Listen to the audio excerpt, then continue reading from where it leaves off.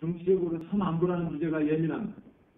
안보라는 주제가 이 예민한 주제에 대해서 저는 안보가 정치적으로 예민해서는 저는 안 된다고 생각합니다.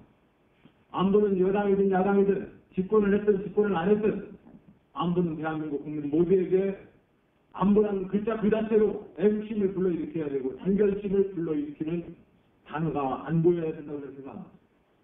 그런데 언제부턴가 우리에게 안보라는 단어는 정치적으로 해석을 또 달리합니다. 안보라는 단어를 많이 쓰는 사람들이 한편에 있고 안보라는 단어를 정치적으로 불리하다고 생각하는 사람들이 있습니다. 저는 이것이야말로 대한민국 안보의 가장 큰 권력들이라고 생각합니다. 안보라는 단어는 여야, 정당, 세대를 초월해서 한 국가 공동체가 자기 질서와 생명을 지키기 위해서 반드시 꼭 필요한 국민적 의식이 저는 안보의식이라고 생각합니다. 이 안보의식이 여야 간의 정치적으로 해석될 수 있는 어떠한 의미도 정치 지도자들은 삼가해야 합니다.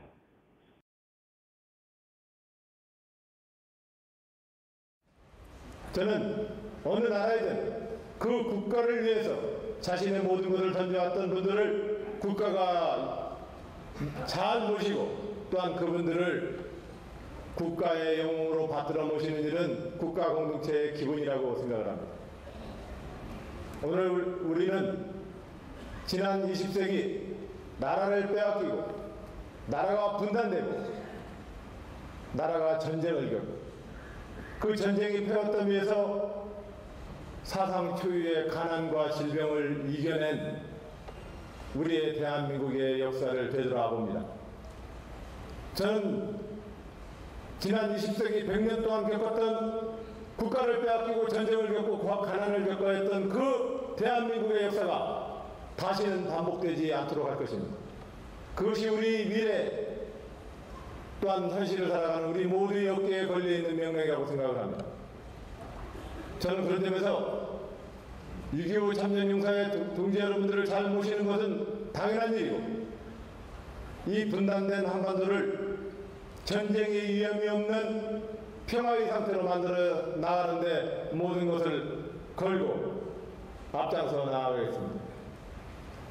그러기 위해서는 국내적으로는 국가의 안보의 핵심은 단결입니다.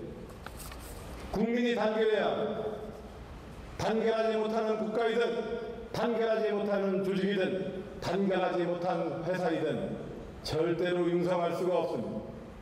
국민을 단결시켜야 합니다. 국민을 단결시켜내는 일이 저는 안보의 핵심이라고 생각합니다. 안보에는 여당과 여당이 있을 수 없습니다. 역대 저는 대한민국을 이끌어왔던 모든 대통령들이 대한민국을 지키기 위해 싸웠던 그 역사를 저는 존중할 것입니다.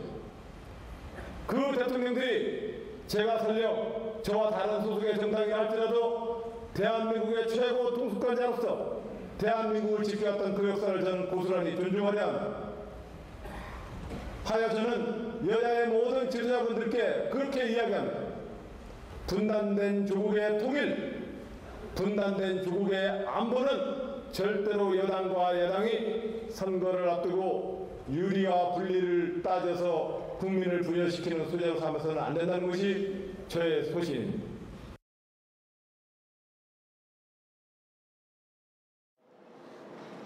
어떠한 경우이든 국가 주권과 국가의 독립은 영속되어야 합니다.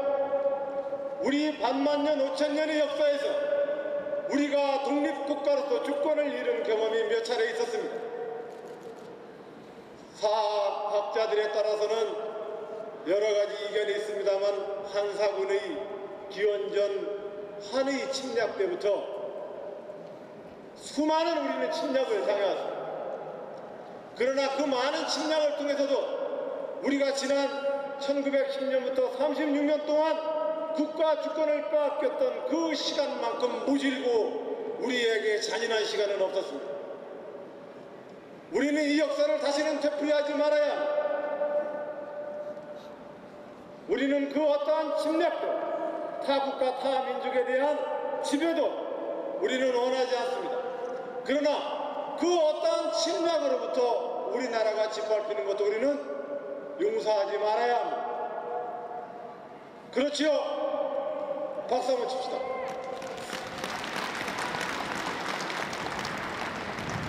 병자호란 삼전도의 굴욕을 당하고 나서 조선의 효종, 현종, 숙종 세 분의 왕은 3대에 걸쳐서 북벌을 주장했습니다. 병자호란과 삼전도의 굴욕을 되갚자. 하지만 우리는 갚지 못했습니다. 우리가 가지고 있는 아시아와 우리의 국토가 가지고 있는 이 슬픈 역사에 대해서 우리는 되새겨봅시다. 그 무엇보다도 이러한 모든 역사를 통해서 우리가 배워야 될 일은 어떠한 경우이든 우리 국토와 국가를 침략하는 어떠한 행위 앞에서도 우리는 한마음 한뜻으로 단결해서 국가의 주권을 지켜내야 합니다.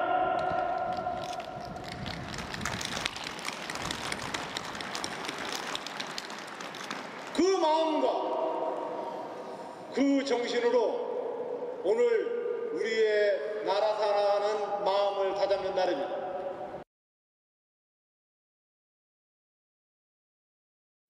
더군다나 1992년 북한이 NPT의 일방적 탈퇴 이후 북한이 끊임없이 핵이라고 하는 벼랑 끝 국제 외교 전술을 쓰고 있습니다.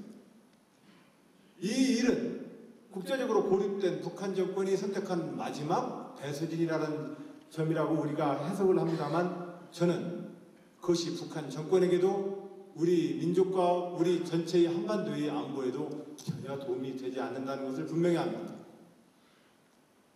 핵의 보유를 통한 자위력 확보라고 하는 그것은 실현 불가능한 자위력입니다. 저는 그런 점에서 북한의 제3차 핵실험까지 이어져 오고 있는 북한의 벼랑 끝 외교 전술이 저는 옳지 않다고 분명히 말하고 그것에 대해서 비판하는 입장을 분명히 밝힙니다. 그러나 또한 국제사회와 새로운 박근혜 정부가 이 문제를 어떻게 풀 것인지에 대해서 국민의 지혜를 모아줄 것을 저는 요청합니다. 유엔 안보리의 제3차 결의에 따라서도 끊임없이 북한은 핵실험을 감행하고 있습니다. 우리의 목표는 북한의 핵무장을 통한 한반도의 긴장 고조가 우리의 목표는 아닙니다. 북한의 핵을 제거하는 일입니다. 이 제거하기 위한 실질적인 우리의 노력이 어떻게 전개되어야 되는지에 대해서는 강운 모든 전략과 전술을 구사해서 한반도의 긴장을 완화시켜내기 위한 우리의 노력을 기울여야 합니다. 더군다나 일본이 최근 들어서 90년대 일본의 불황 이래로 일본이 급격히 우경화되고 있습니다. 그래서 주변국과 식민지 역사를 기반으로 이제 영토 분쟁의 계기를 통해서 일본의 국내 정치는 더욱더 우경화되고 있습니다. 전쟁 범죄를 스스로 전쟁 범죄 국가로서 자기 스스로의 역사에 대해서 반성을 하는 것이 아니라 실질적으로 군국주의의 그 일본의 역사를 미화하는 정치인들이 현실적 정치 진력을 행사하고 있습니다. 이러한 일본의 태도는 아시아에 있어서 또 다른 위기를 불러오고 있습니다. 더군다나 과거 후진국가와 경제개발국가였던 중국이 전 세계에서 G2의 지도력과 경제 지도력을 갖는 현실에서 중국이 가지고 있는 또 다른 위험 요소도 우리에게 작동하고 있습니다. 우리는 한미일 전략적 동맹뿐만이 아니라 기본적으로 중국과 러시아를 포함한 주변 강국들을 어떠한 형태로 한반도의 평화와 대한민국의 안전을 위해서 외교 전술을 펴야 되는지에 대해서 시험대에 놓여 있습니다. 지난 효종과 현종 임금 시절 북벌론이 한참 그 두 왕의 치세 동안에 조선의 국정 집회였습니다. 그러나 북벌은 불가능했습니다. 우리가 채택해야 되는 대한민국의 외교, 국방, 안보 노선에 대해서 매우 유연한 전략과 전술이 필요합니다. 이러한 시대적 과제를 저는 새 정부가 지혜롭게 잘 풀어낼 것이라 믿습니다. 그래야 대한민국 국민의 재산과 생명, 안녕이 지켜질 수 있습니다. 이런 국가 운영과 함께 우리 지역통합방위협의회는 민관 군경의 힘을 하나로 모읍시다. 모아서 지역 내에 있는 어떠한 침략도 또 지역 내에 있는 어떠한 재난과 위기 상황에서도 민관 군경이 척척 손을 좀 맞춰가면서 우리 도민들과 국민들을 지킵시다. 이러한 정부야말로 국민들이 원하는 정부요, 이러한 지도자들이야말로 국민들이 진정으로 원하는 지도자 아니겠습니까?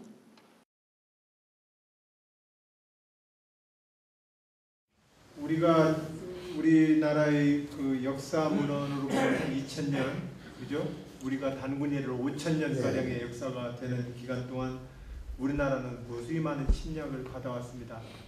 그죠? 불과 300년만 하더라도 명청기 때는 나라의 임금이 3번 가서 절을 하고 땅에다가 피가 날 때까지 머리를 쪄야 했습니다. 불과 한 300여 년 동안에 우리가 당했던 침략의 역사는 굉장히 많은 형태로 존재해 왔습니다. 이 상태에서 국민들에게 이 나라를 지키기 위해서 당신이 모든 것을 걸어달라고 요구를 할 때 그 국민들한테 안보교육의 가장 핵심이 뭐냐? 나라 사랑입니다. 개인이 아니라 나라. 우리 어르신들이 자기의 청춘과 목숨을 나라를 위해서 바쳤지. 나라를 위해서 당신들이 가지고 있는 것을 걸어주겠느냐라고 우리가 요청을 하고, 개인의 이익과 나라의 이익이 부딪혔을 때 나라의 이익을 위해서 개인의 이익을 희생하겠다는 그 다짐을 자꾸 받아내야 합니다. 그렇죠? 예, 저는 그게 이제 첫 번째로 국가안보를 위한 국민 애국심 교육이라고 생각을 합니다. 근데 이 문제와 관련돼서 대학생 친구들한테 물어봤어요. 애국심에 대해서 강조하면 어떤 느낌이 드니? 대학생 친구들, 젊은 친구들 볼 때마다 그렇게 얘기합니다. 나는 어렸을 때부터 우리는 민족 중흥의 역사적 사명을 띠고 이 땅에 태어났다 이렇게 막 외우면서 지냈거든요. 그리고 초등학교 때 꽁차 하다가도 국기 하강식 때 이렇게 국기 개양대에 국기 내려가는 거 있으면 이렇게 가슴에다 손을 놓고 눈물을 흘린 적이 많았습니다. 우리는 그렇게 커왔습니다. 어떻게 커왔냐? 개인보다 나라가 먼저라고 배워왔습니다. 그런데 시대가 자꾸 바뀌면서 개인이 있어야 나라가 있는 거 아니야? 이렇게 생각하기 시작했습니다. 즉, 개인이 행복과 자기 권리를 위해서 나라가 필요한 것이지 나라가 필요해서 개인이 있는 게 아닙니다라고 젊은 사람들은 생각하기 시작했습니다. 그런데 이것이 언뜻 생각하면 서로 대립되는 모양처럼 보여요. 그런데 젊은 친구들한테 그래서 물어봅니다. 저는 이제 그렇게 배워왔기 때문에 애국심에 대해서 어떻게 생각해? 저는 필요하다고 생각하는데 강요 안 했으면 좋겠어요. 그래요. 젊은 친구들이 저한테 하는 얘기가. 근데 니들도 지금 현재 실업 문제를 얘기하고 젊은이 일자리 얘기하지만 나라가 부강하지 않으면 니들 일자리 어디서 구하려고 그래? 나라가 튼튼해야지. 그러니까 나라를 위해서 우리가 모두 마음을 먹기 위해서 나라 사랑하는 마음을 더 좀 높여야 되는 거 아닐까? 네, 그건 동의해요. 이래요. 그러니까 저는 우리 젊은 사람들도 나라를 사랑하려고 하는 마음이 다 원칙적으로 똑같이 있더라. 그래서 우리 이런 어르신들이 나라를 위해서 헌신해왔던 역사를 이렇게 잘 좀 전해주시고, 또 그런 과정을 통해서 젊은 사람들이 가지고 있는 개인의 도전이 국가라는 형태로 또 모이는 것이 국가가 되는, 개인의 모임이 국가로 되어야 되는, 요 서로 간에 똑같은 이야기를 서로 다른 방식으로 하는 것에 대해서 우리가 소통을 더 많이 좀 하자는 말씀을 좀 드리고, 어르신들이 말씀하시는 문제에 대해서 동의를 합니다. 그런 애국심과 국가관을 더욱더 확대하기 위해서 좀 더 노력하겠다는 말씀을 드리고